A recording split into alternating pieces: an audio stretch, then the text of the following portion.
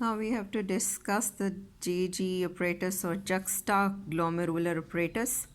It has to deal with your afferent arteriole. Sometimes books write that efferent arteriole can take part, but usually afferent arteriole, when you cut it down, you see the smooth muscle cells in it becomes highly modified, and this flattened nuclei of this endothelium becomes spherical, and they lag the internal basal lamina get closer to the blood in a real sense. They are called as juxtaglomerular cells of the afferent arteriole. They take part in this JG apparatus, you would say. Then this is the cut section of distal convoluted tubule. You know that the cells are simple cuboidal, but the cells that take part in this JG apparatus are called as macula densa cells, means dense spot. So why they are called as, they become taller, the nuclei are occupying the central region, and the Golgi apparatus becomes subnuclear in location. They become overcrowded, hence the appearance or the name given to them is the macula densa. These JG cells are supposed to produce renin, and they act as a sensory, you would say the chemo or baroreceptors. Sensory receptor work should be done by these cells. Then there is another cells around these afferent and efferent arteriole called as Lessig cells or extramesangial cell.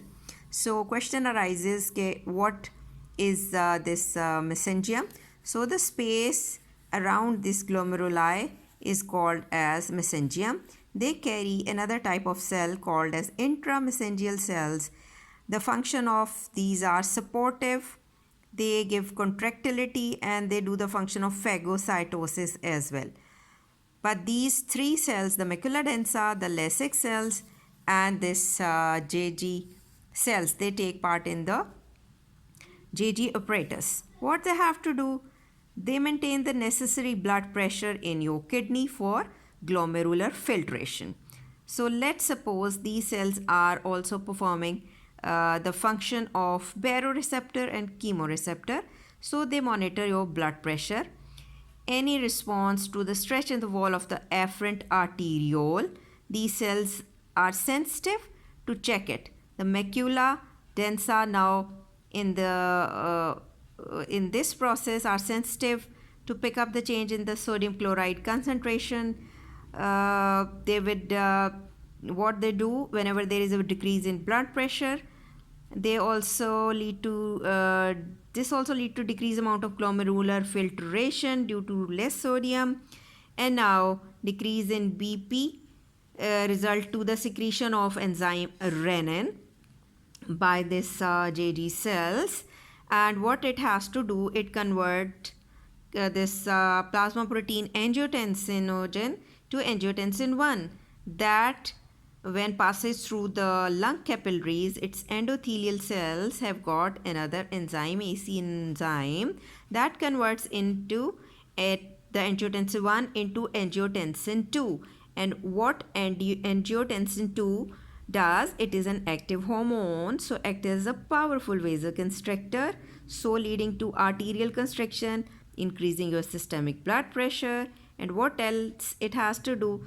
It stimulates the release of hormone aldosterone. Do you remember that aldosterone, the mineralocorticoid coming from the adrenal or suprarenal glands cortex first zona? So this aldosterone now will act on the cells of the distal convoluted tubule to reabsorb sodium and chloride and definitely water with it, and keeping the blood volume or circulatory volume to its increased level. Now remember, whenever there is rather dehydration, another hormone, the antidiuretic hormone vasopressin, that is located in the pituitary. Do you remember that has to enter into your posterior pituitary? Basically, this vasopressin is secreted from a hypothalamus.